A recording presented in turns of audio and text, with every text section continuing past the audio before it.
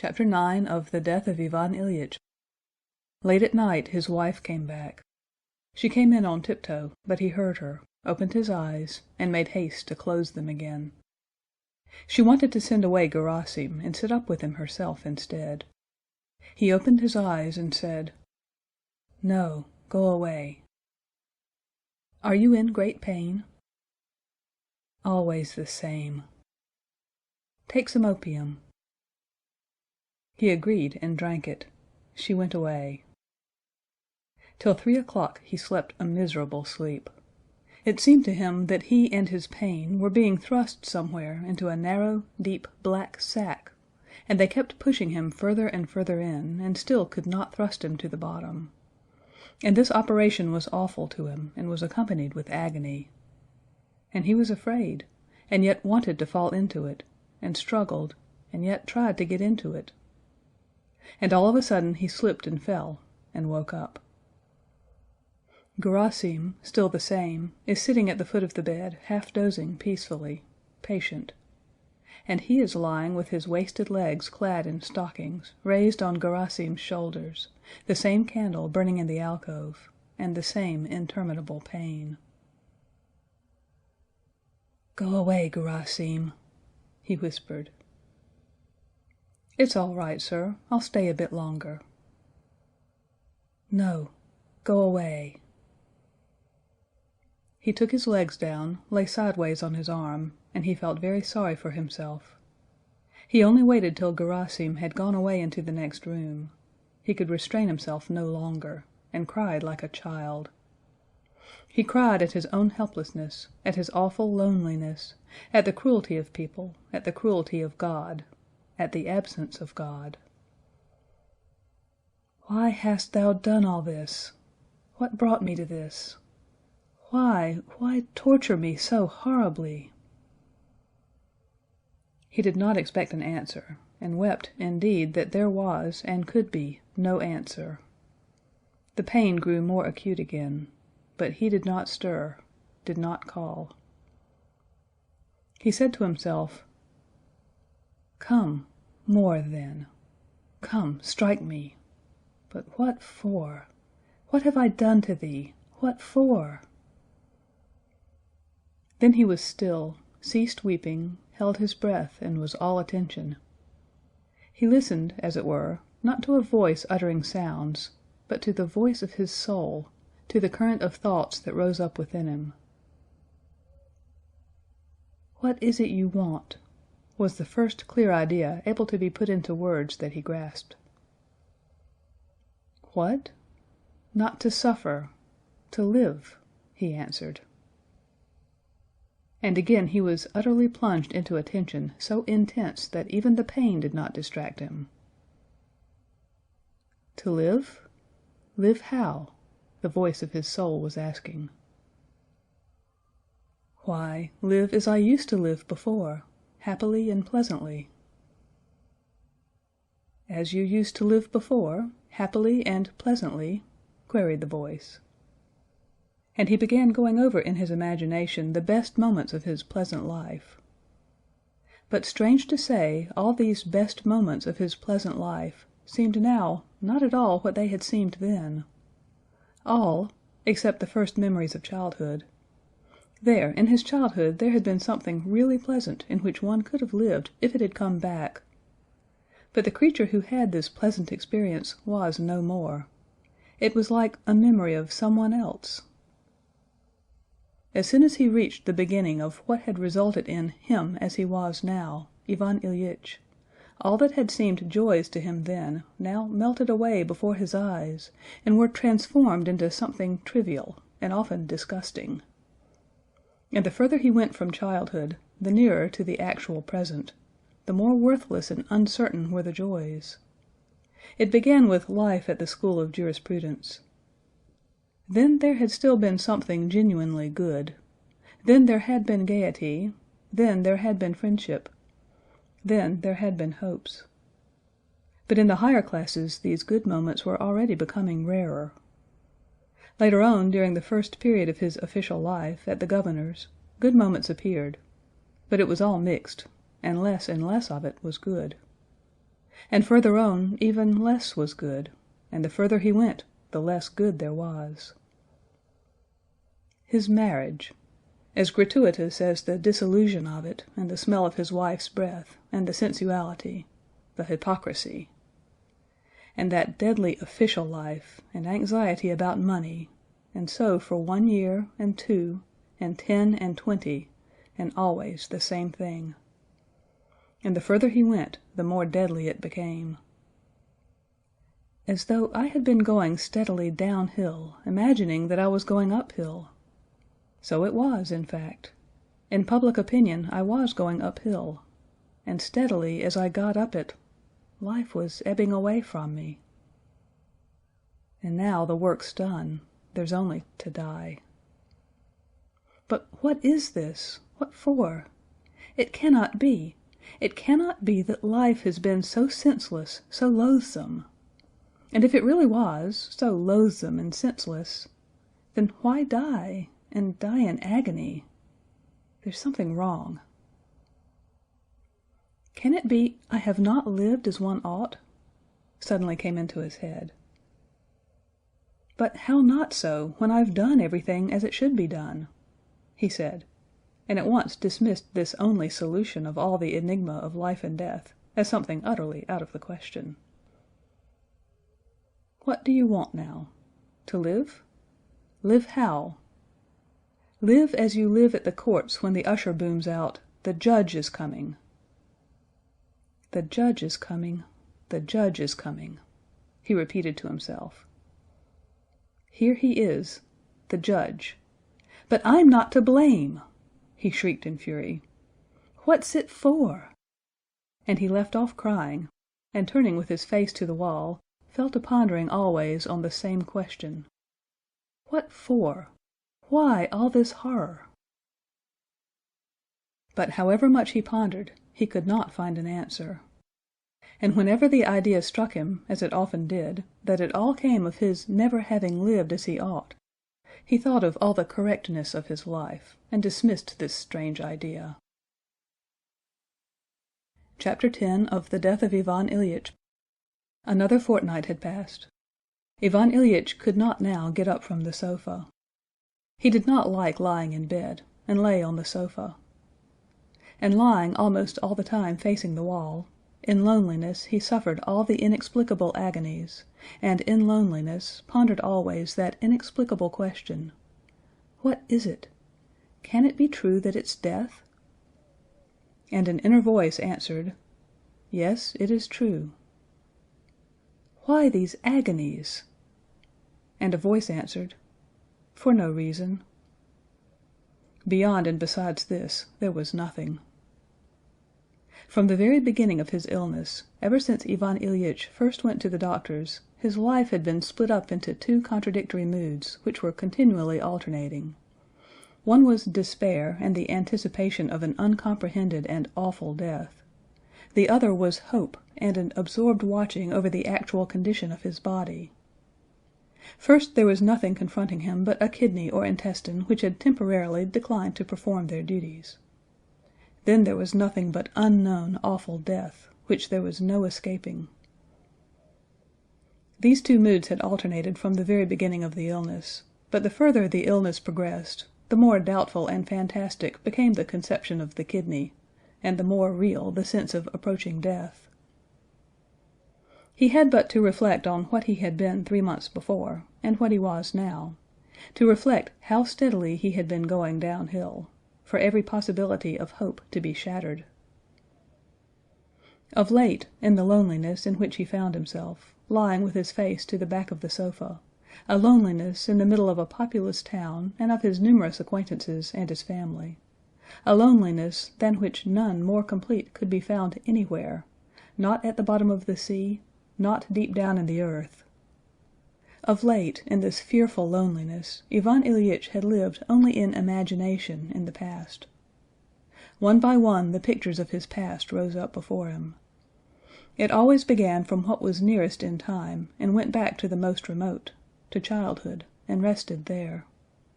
If Ivan Ilyich thought of the stewed prunes that had been offered him for dinner that day, His mind went back to the damp, wrinkled French plum of his childhood, of its peculiar taste, and the flow of saliva when the stone was sucked. And along with this memory of a taste, there rose up a whole series of memories of that period: his nurse, his brother, his playthings. "I mustn't. It's too painful," Ivan Ilyich said to himself, and he brought himself back to the present. The button on the back of the sofa, and the creases in the morocco. Morocco's dear, and doesn't wear well. There was a quarrel over it. But the morocco was different. And different, too, the quarrel when we tore father's portfolio and were punished, and mamma brought us the tarts. And again his mind rested on his childhood.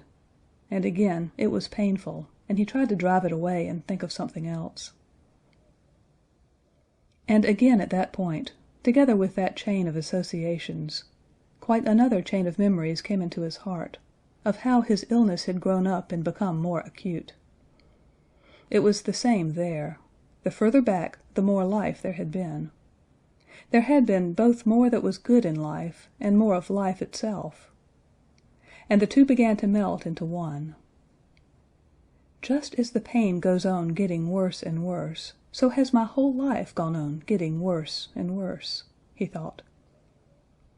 One light spot was there at the back, at the beginning of life, and then it kept getting blacker and blacker, and going faster and faster.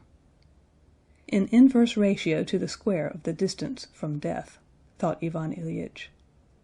And the image of a stone falling downwards with increasing velocity sank into his soul. Life, a series of increasing sufferings, falls more and more swiftly to the end, the most fearful sufferings. I am falling.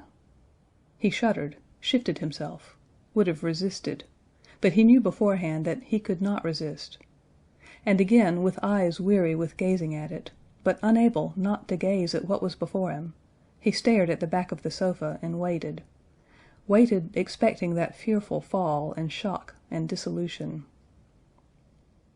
"Resistance is impossible," he said to himself. "But if one could at least comprehend what it's for! Even that's impossible. It could be explained if one were to say that I hadn't lived as I ought. But that can't be alleged," he said to himself, thinking of all the regularity, correctness, and propriety of his life. "That really can't be admitted," he said to himself, his lips smiling ironically, as though someone could see his smile and be deceived by it. No explanation. Agony, death. What for? Chapter 11. So passed a fortnight. During that fortnight an event occurred that had been desired by Ivan Ilyich and his wife. Petrushchev made a formal proposal. This took place in the evening. Next day Praskovya Fyodorovna went in to her husband, revolving in her mind how to inform him of Fyodor Dmitrievitch's proposal. But that night there had been a change for the worse in Ivan Ilyich. Praskovya Fyodorovna found him on the same sofa, but in a different position. He was lying on his face, groaning, and staring straight before him with a fixed gaze. She began talking of remedies. He turned his stare on her. She did not finish what she had begun saying. Such hatred, of her in particular, was expressed in that stare.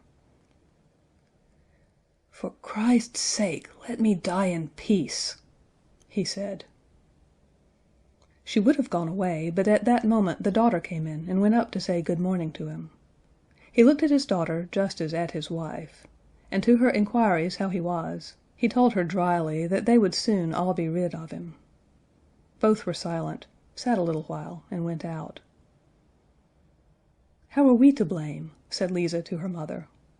"As though we had done it. I'm sorry for Papa, but why punish us?" At the usual hour the doctor came.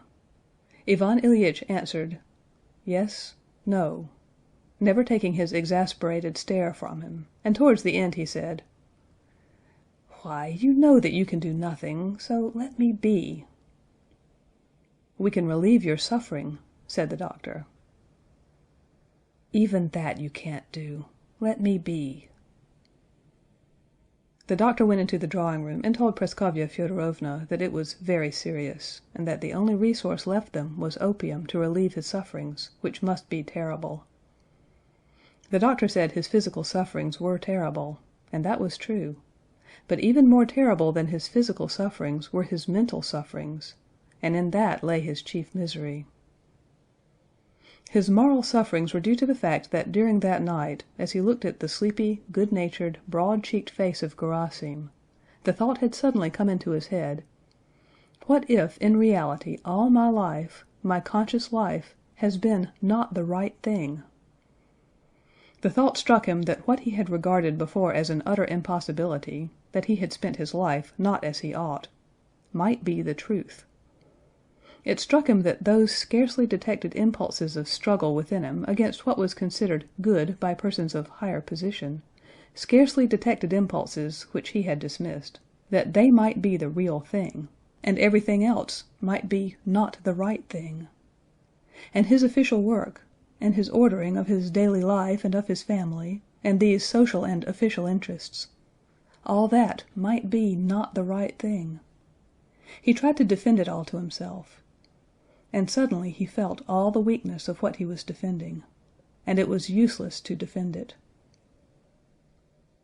"But if it's so," he said to himself, "and I am leaving life, with the consciousness that I have lost all that was given me and there's no correcting it, then what?" He lay on his back and began going over his whole life entirely anew. When he saw the footman in the morning, then his wife, then his daughter, then the doctor, every movement they made, every word they uttered, confirmed for him the terrible truth that had been revealed to him in the night. In them he saw himself, saw all in which he had lived, and saw distinctly that it was all not the right thing. It was a horrible, vast deception that concealed both life and death. This consciousness intensified his physical agonies, multiplied them tenfold. He groaned and tossed from side to side and pulled at the covering over him.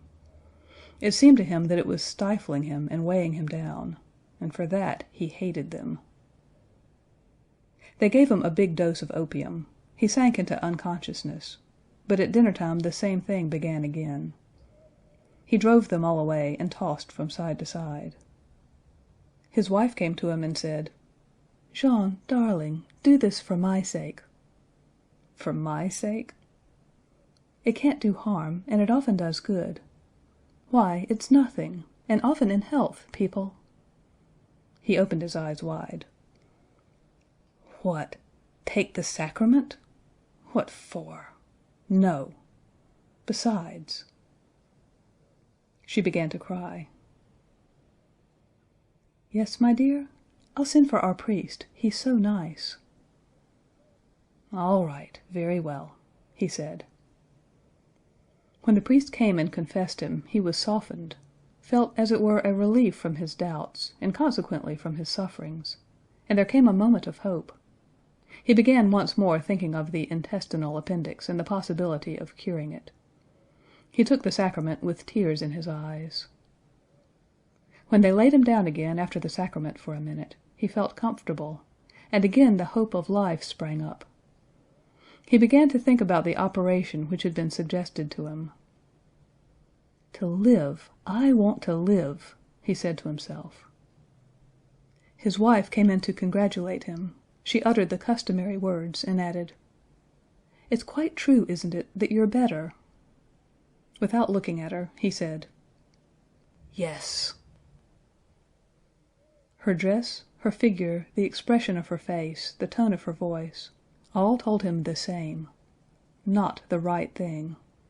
All that in which you lived and are living is lying, deceit, hiding life and death away from you. And as soon as he had formed that thought, hatred sprang up in him, and with that hatred agonizing physical sufferings, and with these sufferings the sense of inevitable, approaching ruin. Something new was happening. There were screwing and shooting pains, and a tightness in his breathing. The expression of his face as he uttered that "yes" was terrible. After uttering that "yes," looking her straight in the face, he turned onto his face, with a rapidity extraordinary in his weakness, and shrieked, "Go away! Go away! Let me be!" Chapter 12. From that moment there began the scream that never ceased for 3 days, and was so awful that through 2 closed doors one could not hear it without horror. At the moment when he answered his wife, he grasped that he had fallen, that there was no return, that the end had come, quite the end, while doubt was still as unsolved, still remained doubt. "Ooh! Ooh! Ooh!" he screamed in varying intonations. He had begun screaming, "I don't want to," and so had gone on screaming on the same vowel sound, "ooh." All those 3 days, during which time did not exist for him, he was struggling in that black sack into which he was being thrust by an unseen, resistless force. He struggled as the man condemned to death struggles in the hands of the executioner, knowing that he cannot save himself. And every moment he felt that in spite of all his efforts to struggle against it, he was getting nearer and nearer to what terrified him. He felt that his agony was due both to his being thrust into this black hole, and still more to his not being able to get right into it. What hindered him from getting into it was the claim that his life had been good. That justification of his life held him fast and would not let him get forward, and it caused him more agony than all. All at once some force struck him in the chest, in the side, and stifled his breathing more than ever. He rolled forward into the hole, and there at the end there was some sort of light. It had happened with him, as it had sometimes happened to him in a railway carriage, when he had thought he was going forward while he was going back, and all of a sudden recognized his real direction. "Yes, it has all been not the right thing," he said to himself. "But that's no matter." He could do the right thing. "What is the right thing?" he asked himself. And suddenly he became quiet. This was at the end of the 3rd day, 2 hours before his death.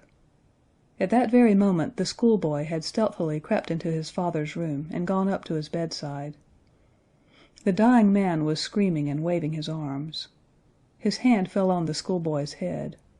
The boy snatched it, pressed it to his lips, and burst into tears. At that very moment Ivan Ilyich had rolled into the hole and caught sight of the light, and it was revealed to him that his life had not been what it ought to have been, but that that could still be set right. He asked himself, "What is the right thing?" and became quiet, listening. Then he felt someone was kissing his hand. He opened his eyes and glanced at his son. He felt sorry for him. His wife went up to him. He glanced at her. She was gazing at him with open mouth, the tears unwiped streaming over her nose and cheeks, a look of despair on her face. He felt sorry for her. "Yes, I'm making them miserable," he thought. "They're sorry, but it will be better for them when I die." He would have said this, but had not the strength to utter it. "Besides, why speak? I must act," he thought. With a glance to his wife, he pointed to his son and said, "Take away. Sorry for him. And you too." He tried to say "forgive," but said "forego," and too weak to correct himself, shook his hand, knowing that he would understand, whose understanding mattered. And all at once it became clear to him that what had tortured him and would not leave him was suddenly dropping away all at once on both sides, and on 10 sides, and on all sides. He was sorry for them, must act so that they might not suffer. Set them free, and be free himself of those agonies. How right, and how simple, he thought. And the pain? He asked himself. Where's it gone? Eh? Where are you, pain? He began to watch for it. Yes, here it is. Well, what of it? Let the pain be. And death, where is it? He looked for his old accustomed terror of death, and did not find it. Where is it? What death? There was no terror, because death was not either. In the place of death there was light. "So this is it!" he suddenly exclaimed aloud. "What joy!" To him all this passed in a single instant, and the meaning of that instant suffered no change after. For those present his agony lasted another 2 hours. There was a rattle in his throat, a twitching in his wasted body. Then the rattle and the gasping came at longer and longer intervals. "It is over," someone said over him. He caught those words and repeated them in his soul. "Death is over," he said to himself. "It's no more." He drew in a breath, stopped midway in the breath, stretched, and died. Read by Laurie Walden.